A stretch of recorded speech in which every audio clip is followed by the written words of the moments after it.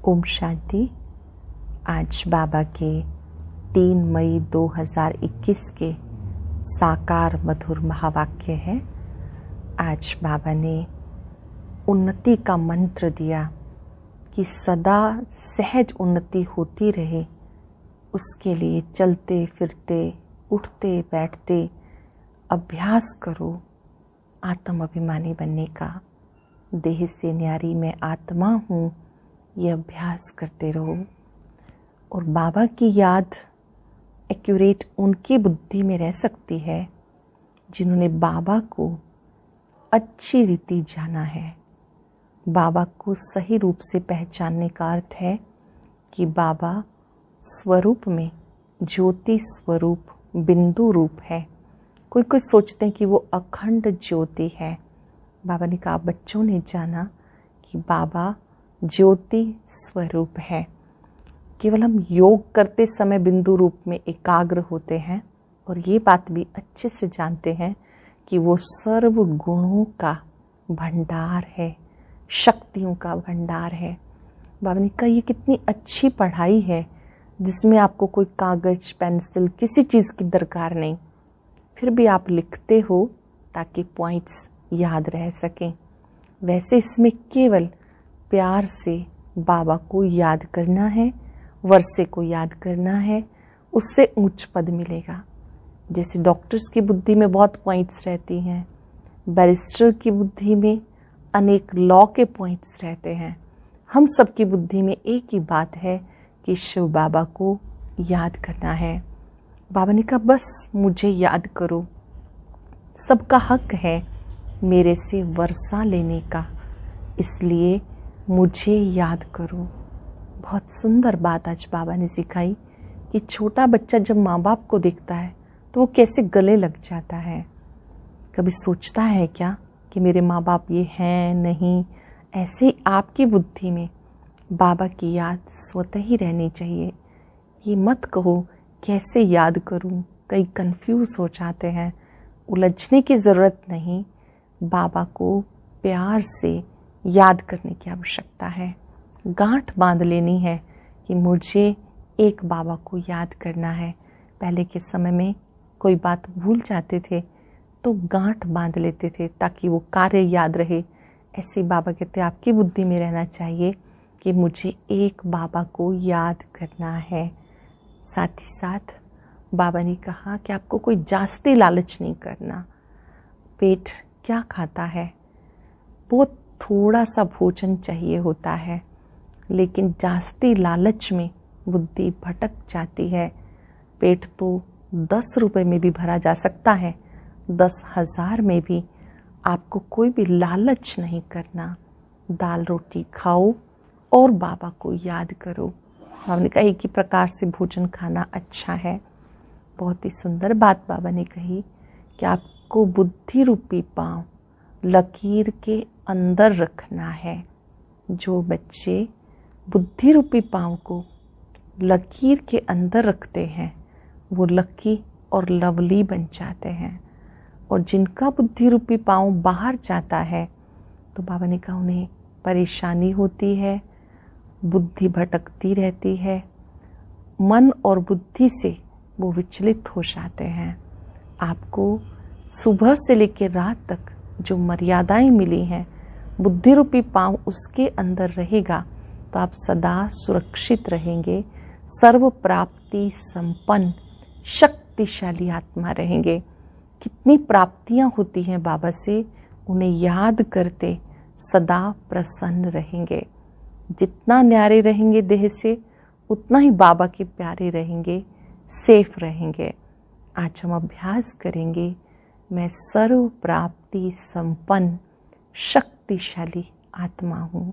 Attention रहे, हमारा बुद्धि रूपी पांव मर्यादा के अंदर रहना चाहिए।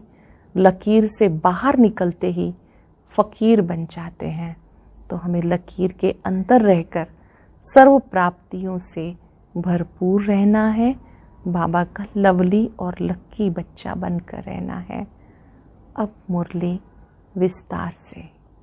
बाबा कहते, मीठे बच्चे आत्म अभिमानी भव, चलते फिरते उठते बैठते अभ्यास करते रहो तो तुम्हारी बहुत उन्नति होती रहेगी। आत्म अभिमानी भव। चलते फिरते उठते बैठते ये अभ्यास करते रहो अपने को आत्मा समझने का, तो बहुत उन्नति होती रहेगी। क्वेश्चन है, बाप की एक्यूरेट याद किन बच्चों की बुद्धि में रहेगी? बाबा की एक्यूरेट याद जैसी होनी चाहिए वो किन बच्चों की बुद्धि में रहेगी? किन की बुद्धि में रहेगी? विचार कीजिए, अपने आप को चेक भी कर लीजिए कि मेरी याद एक्यूरेट है। जवाब है, जिन बच्चों ने बाबा को एक्यूरेट जाना है। कई बच्चे कहते हैं बिंदु को भला कैसे याद करें, भक्ति में तो अखंड ज्योति समझ याद करते आए, अभी बिंदी कह के मूंझ जाते हैं। इसलिए पहले पहले निश्चय हो कि बाप अखंड ज्योति नहीं, वो अति सूक्ष्म बिंदु है, तब याद एक्यूरेट रह सकती है। बाप अखंड ज्योति नहीं, अति सूक्ष्म बिंदु है, तब याद एक्यूरेट रह सकती है। ओम शांति। सब बच्चे याद में बैठे हैं। मन मना भव। ये संस्कृत अक्षर वास्तव में है नहीं। बाबा ने जब सहज राजयोग सिखाया तब ये संस्कृत अक्षर बोले नहीं हैं। ये तो संस्कृत जानते ही नहीं हैं। बाप तो हिंदी में समझाते। भले ये रथ हिंदी सिंधी इंग्लिश जानने वाला है, परंतु बाबा समझाते तो हिंदी में है। ब्रह्मा बाबा अनुभवी रथ है, हिंदी भाषा भी जानते हैं, सिंधी भाषा भी और इंग्लिश भी। बाबा तो समझाते हिंदी में है। जो जिस धर्म का है उनकी अपनी भाषा है, यहाँ हिंदी भाषा ही चलती है। ये भाषा समझना सहज है और ये स्कूल भी वंडरफुल है। इसमें कोई भी कागज पेंसिल पन्ने की दरकार नहीं। कितना अच्छा हमारा स्कूल है, इसमें कागज पेंसिल पन्ने की भी दरकार नहीं। यहाँ तो सिर्फ एक अक्षर याद करना है। बाप को याद करो, गॉड को अथवा ईश्वर को, परम पिता परमात्मा को याद न करें, ये मुश्किल है। याद सब करते हैं परंतु पहचान नहीं। जाने अनजाने सब याद करते हैं लेकिन पहचान नहीं है। बाबा आकर अपनी पहचान देते। शास्त्रों में जो कल्प की आयु इतनी लंबी लिख दी वो बाबा आकर समझाते। बहुत बड़ी बात भी नहीं है। अहिल्याएं, बूढ़ी बूढ़ी माताएं क्या समझेंगी, ये तो बहुत ही सहज है। कोई छोटे बच्चे भी समझ सकते हैं। बाबा अक्षर कोई नया नहीं है। शिव के मंदिर में जाते हैं तो बुद्धि में आता है कि ये शिव बाबा है, वो निराकार है। सब मनुष्य मात्र बाबा कहते हैं। हम सर्व आत्माओं का बाप एक है। सब जीव की आत्माएं जो शरीर में निवास करती हैं बाप को याद करती हैं। सब धर्म वाले जो भी हैं सब परम पिता परमात्मा को याद जरूर करते हैं। वो है परम धाम में रहने वाला बाप। हम भी वहाँ के रहने वाले हैं, हम भी परम धाम के रहने वाले हैं। तो अब सिर्फ बाबा को याद करना है। चाहते भी हैं हम पावन बने, बुलाते भी हम पतितों को पावन बनाने वाले आओ। नई दुनिया पावन थी फिर पुरानी हुई, इनको कोई नया नहीं कहेंगे। भारतवासी जानते नए भारत में देवी देवता राज्य करते थे। जब नया भारत था तो उसके आगे क्या था? संगम। इससे भी सहज कहना चाहिए, नयों के आगे पुराना था। संगम को मनुष्य इतना समझ नहीं सकते हैं। न्यू वर्ल्ड, ओल्ड वर्ल्ड, इसके बीच को क्या कहते हैं? संगम कहते हैं। बाप के लिए कहते हैं, हे पतित पावन आओ, आकर हमें पावन बनाओ। हम पतित बन गए, नई दुनिया में कोई पुकारेंगे नहीं। अब तुम्हारी समझ में आ गया कि भारत पावन था। हे पतित पावन आओ, ये बहुत समय से बुलाते आए। उन्हें ये पता नहीं कि पतित दुनिया कब पूरी होगी। कहते हैं शास्त्रों में ऐसे लिखा हुआ है, अभी 40,000 वर्ष और कलयुग और चलेगा। बिल्कुल घोर अंधियारे में सोचते हैं कि अभी तो कलयुग और लंबा चलेगा। बिल्कुल घोर अंधियारे में, अब तुम रोशनी में हो। बाबा ने तुम्हें रोशनी में लाया। ये 5000 वर्ष में सृष्टि का चक्र पूरा होता है। कल की बात है। तुम राज्य करते थे, बरोबर लक्ष्मी नारायण का राज्य था, स्वर्ग था। पावन दुनिया में कोई उपद्रववादी हो नहीं सकता। स्वर्ग में कोई भी उपद्रववादी नहीं था। उपद्रव होते हैं रावण राज्य में, यहाँ तुम्हें बाबा समझाते हैं। बहुत खुशी होनी चाहिए, बाबा स्वयं समझाते हैं, तुम सम्मुख कानों से सुनते हो। कौन सुनते हैं? आत्मा। आत्मा को बड़ी खुशी होती है हमें बाबा फिर से आके मिला। किस चीज़ की खुशी होती है? हमें फिर से बाबा मिला। 5000 वर्ष पहले की तरह बाप से वर्षा लिया था, अब बाबा कहते मुझे याद करो। इसमें पढ़ने लिखने की कोई बात नहीं। जब कोई आते हैं तो पूछा जाता है आपका आना कैसे हुआ, कहेंगे यहाँ के महात्मा से मिलेंगे। कोई भी आता है तो पूछा जाता है कि यहाँ कैसे आना हुआ, तो क्या कहते हैं यहाँ के महात्मा जी से मिले। तुम्हें क्या चाहिए बताओ? कोई भिक्षा चाहिए? सन्यासी हो तो रोटी टुकड़ा चाहिए। सन्यासी किसके पास जाते हैं? वह रास्ते में मिलते हैं तो रिलीजियस मनुष्य समझते हैं वे फिर भी पवित्र मनुष्य हैं, इनको भोजन खिलाना अच्छा है। अभी तो पवित्रता भी नहीं रही, बिल्कुल ही तमो प्रधान दुनिया है, इसमें बड़ी गंदगी है। मनुष्य कितना हैरान होते हैं। यहाँ तो हैरान होने की बात नहीं। बाबा कहते लिखने करने की बात नहीं, ये पॉइंट्स आदि भी लिखते हैं धारणा करने के लिए। जो हम नोट्स बनाते हैं वो भी किस लिए? कि हम अच्छी रीति धारण कर सकें। जैसे डॉक्टर लोगों के पास भी कितनी दवाइयाँ होती हैं, इतनी सब दवाइयाँ याद रहती हैं। बैरिस्टर की बुद्धि में कितनी लाखी बातें याद रहती हैं। तुम्हें याद क्या करना है? एक बात, सो भी बड़ी सहज याद करनी है। एक बात सो भी बड़ी सहज है। तुम कहते हो शिव बाबा को याद करो, वो कहते हैं शिव बाबा कैसे आएंगे ये भी तुम्हारे सिवाय किसी को पता नहीं है। ईश्वर कहाँ है? वो तो कहेंगे नाम रूप से न्यारा है, या फिर कह देते सर्वव्यापी है। रात दिन का फर्क हो जाता। दोनों अक्षर में बहुत अंतर है। नाम रूप से न्यारा कह देते हैं, फिर सर्वव्यापी कह देते हैं, दोनों में अंतर है। नाम रूप से न्यारी कोई चीज़ है नहीं, फिर कहते कुत्ते बिल्ली सब में परमात्मा है। दोनों एक दो के अपोजिट बातें हो गई। तो बाप अपना परिचय दे रहे हैं, मुझ बाप को याद करो। गाया जाता सहज राजयोग। बाबा कहते योग का अक्षर निकाल दो, याद करो। योग अक्षर मुश्किल लगता है, इसे निकाल दो, बस याद करो। जैसे छोटा बच्चा माँ बाप को देखने से झट गले लग जाता है। पहले सोच करेगा क्या कि हमारे माँ बाप हैं? नहीं, इसमें सोच करने की बात ही नहीं। छोटा बच्चा कुछ सोचेगा नहीं, माता पिता के जाके गले मिल जाएगा। यहाँ भी बाबा कहते ऐसी कोई बात नहीं। यहाँ पर भी तुम्हें शिव बाबा को प्यार से याद करना है। पहले सोच करेगा क्या कि हमारे माँ बाप हैं? नहीं, इसमें सोच करने की बात ही नहीं। तुम्हें भी सिर्फ शिव बाबा को याद करना है। भक्ति में तुम शिव पे फूल चढ़ाते आए हो। सोमनाथ का मंदिर कितना भारी बनाया हुआ है, जो बाद में मोहम्मद गजनवी ने आके लूटा था। सोमनाथ का मंदिर भारत में नामी ग्रामी है। सबसे पहले शिव की पूजा होनी चाहिए। बच्चों को ये सब नॉलेज अब बुद्धि में आई, बोले पूजा आदि करते आए हो, परंतु तुम्हें पता ही नहीं था कि ये जड़ चित्र हैं। जरूर चैतन्य में आया होगा, तभी तो वर्ष वर्ष शिव जयंती मनाते हैं। ये भी कहते शिव परमात्मा निराकार है। आत्मा जानती हम भी निराकार हैं। अब तुम आत्म अभिमानी बनते हो, बहुत सहज है। इस समय आप आत्म अभिमानी बनते हो। आत्म अभिमानी बनना बहुत सहज है। वह हमारा बाबा है, ज्ञान का सागर है, सुख का सागर है, पतित पावन है। उनकी बहुत महिमा है। ब्रह्मा विष्णु शंकर की इतनी महिमा नहीं, एक की ही महिमा गाते हैं। अब तुम बच्चे जानते हो बाबा हमें वर्षा दे रहे हैं। जैसे लौकिक बाप बच्चों का लालन पालन करते हैं, पढ़ाते नहीं हैं। पढ़ाई के लिए तो स्कूल में ही जाते हैं, फिर वानप्रस्थ में गुरु किया जाता। आजकल तो छोटे बड़े सब गुरु करा देते।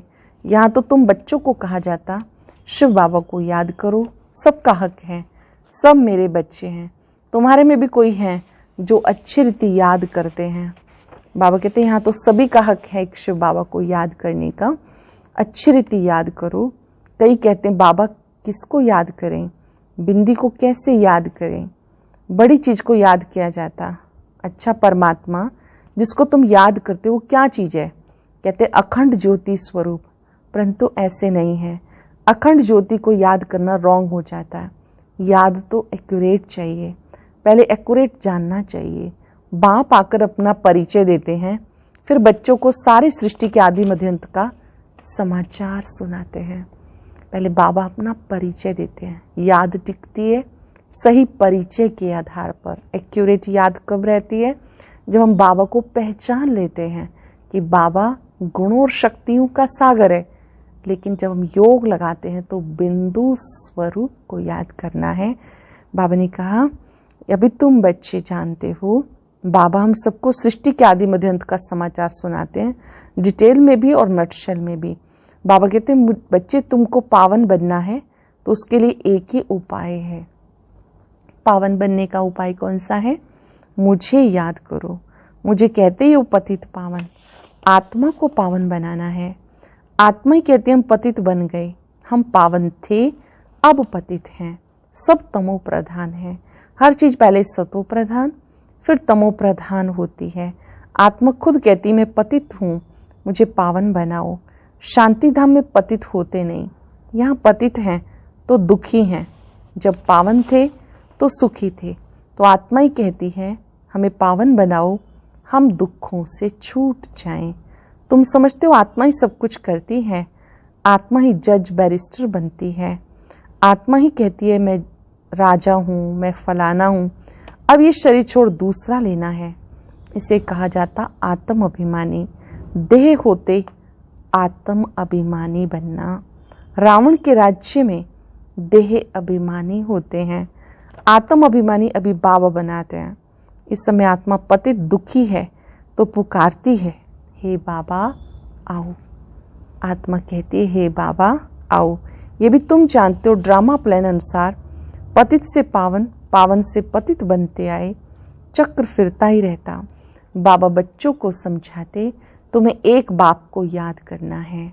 बाबा को याद करना, रोटी टुकड़ा खाना, बस। बाबा को याद करना, रोटी टुकड़ा खाना, बस। मीठे मीठे सिखिलते बच्चों को बाबा घड़ी घड़ी कहते बच्चे पेट के लिए सिर्फ रोटी टुकड़ खाना है। पेट कोई जास्ती नहीं खाता, एक पाव आटे का खाता है, दाल रोटी बस। 10 रुपए में भी मनुष्य पेट भरता है, 10,000 में भी पेट पालते हैं। गरीब लोग खाते भी क्या हैं, फिर भी हट्टे गट्टे रहते। भिन्न भिन्न चीजें मनुष्य खाते हैं तो और ही बीमार पड़ जाते हैं।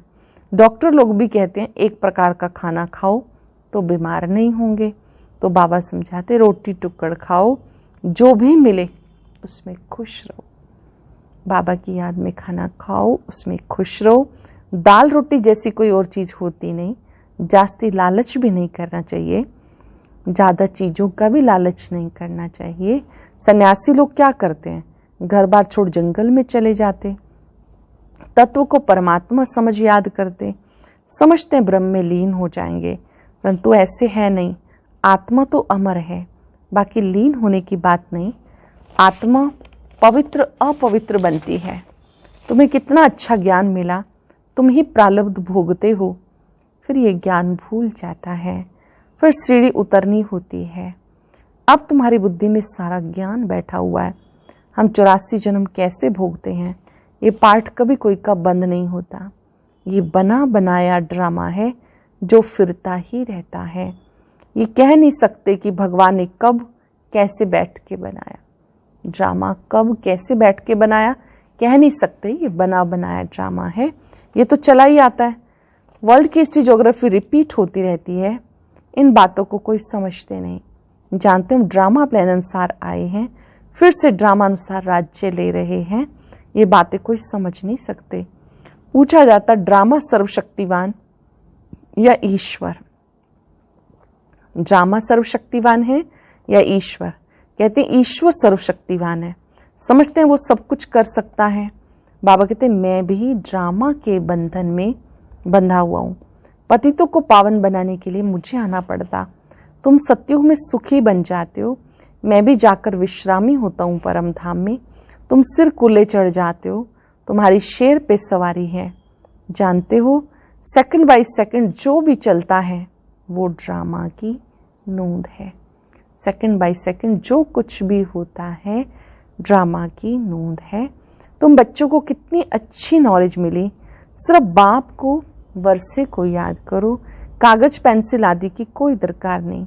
ब्रह्मा बाबा भी पढ़ते हैं, ये तो कुछ रखते ही नहीं, सिर्फ बाबा को याद करना है और वर्षा मिलेगा। कितना सहज है। याद से तुम एवर हेल्दी बनेंगे, यह है धारणा की बात। याद से ही हेल्दी बनेंगे, ये धारणा की बात है। लिखने से क्या फायदा होगा, ये तो सब विनाश हो जाएगा। परंतु कोई याद रखने के लिए लिखते हैं। जैसे कोई बात याद करनी होती है तो गांठ बांध देते हैं। तुम भी गांठ बांध लो, शिव बाबा और वर्षे को याद करना है। ये तो बहुत सहज है। योग अर्थात याद। कहते हैं बाबा याद नहीं रहती, योग में कैसे बैठे?